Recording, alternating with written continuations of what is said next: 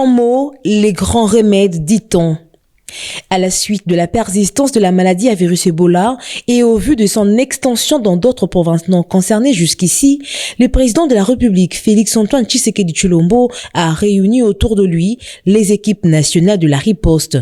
L'équipe dirigeante de l'INERB ainsi que les partenaires internationaux étaient conviés à cette réunion. Comme vous le savez, depuis que l'épidémie a été déclarée, le président de la République suit quotidiennement l'évolution de la situation. Il était important qu'après le retour du ministre de la Santé de la région, vous avez suivi qu'il avait notamment annoncé qu'il y a 2 nouvelles provinces qui sont considérées comme de provinces atteintes. Le président de la République voulait être édifié sur tous les aspects de la riposte. Avec un bilan de 1900 cas et 700 décès, la riposte est réorganisée sous la direction du professeur Aouka en tant qu'incident manager. Sa mission est colossale.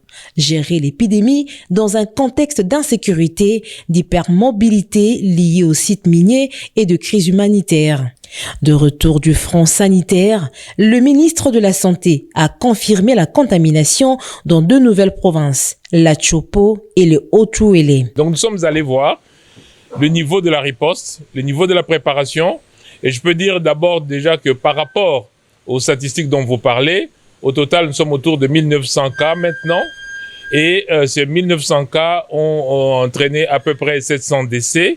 Nous sommes autour de 36% de taux de létalité, mais avec de plus en plus une sensibilisation qui montre que la communauté s'est appropriée la riposte, la communauté est en train de répondre, et le fait que cette communauté arrive finalement à répondre rapidement, ça explique l'augmentation du nombre de cas, mais ça nous améliore aussi la prise en charge précoce. On voit que les personnes qui sont dans les centres de santé décèdent moins que les personnes qui sont dans la communauté.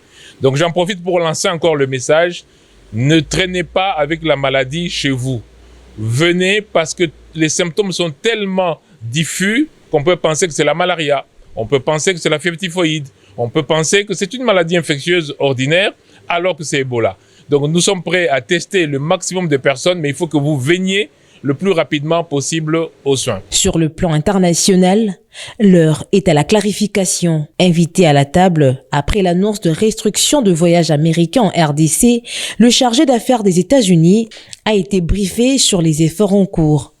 J'ai remercié le chef de l'État d'avoir organisé cette réunion importante. Les États-Unis, j'ai affirmé au chef de l'État que les États-Unis sont le premier partenaire pour soutenir la riposte congolaise contre l'Ebola. Nous avons consacré plus que 600 millions de dollars pour soutenir la riposte congolaise. Le chef de l'État est pleinement engagé dans la riposte et nous avons discuté beaucoup des détails importants et aussi Son Excellence le ministre de la Santé fait beaucoup de travail pour avancer la lutte contre l'Ebola. Désormais, l'ordre présidentiel est clair. Une coordination unique pour une gestion transparente de chaque centime. La RDC structure sa défense pour étouffer l'épidémie avant qu'elle ne devienne incontrôlable.